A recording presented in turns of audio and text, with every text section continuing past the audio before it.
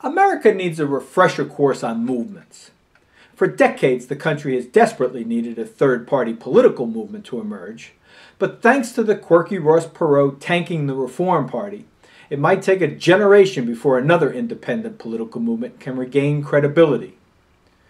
Then there's Donald Trump, who threatens to save the country by running for the White House as an independent.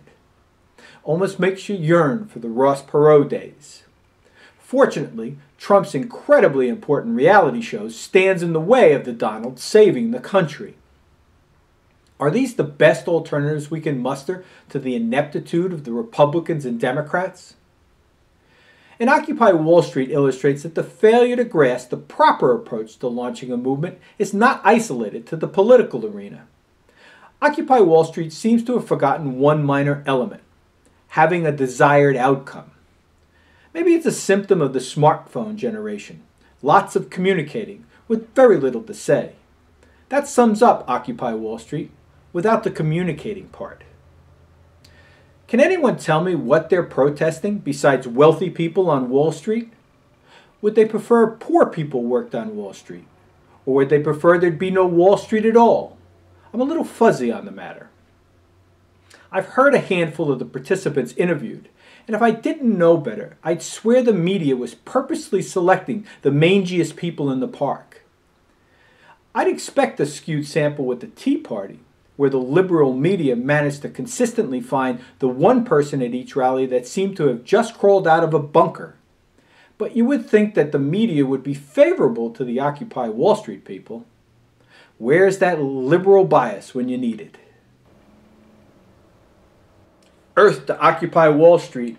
If you're going to protest Wall Street, do a little homework to determine exactly what it is you take umbrage with, besides the super rich. There is nothing wrong with achieving great wealth. The problem occurs when wealthy people use their wealth and power to create an unfair advantage. It's also problematic when the rich decide they aren't rich enough and take extraordinary risks to amass greater wealth, jeopardizing the country's well-being in the process. We should applaud financial success. What we should rail against is the unchecked and unfair pursuit of personal wealth at the expense of the nation. The global economy needs Wall Street or similar financial institutions to ensure the flow of capital to the business sector. The problem isn't the existence of Wall Street, but that it now exists almost exclusively to enrich itself. But you know who's to blame for this? And I'll give you a hint. It's not Wall Street. They're just spoiled financial brats, unable to control themselves. The real problem is Washington, because Washington is supposed to be the adult in this relationship.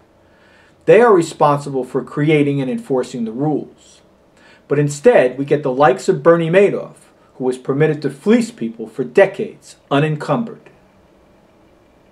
I'm contemplating writing a how-to guide for the Occupy Wall Street people. You know, sort of a movement for dummies. The first chapter will discuss how every effective movement needs a leader or leadership. Chapter 2 will instruct them on how to identify specific problems that a movement believes require change.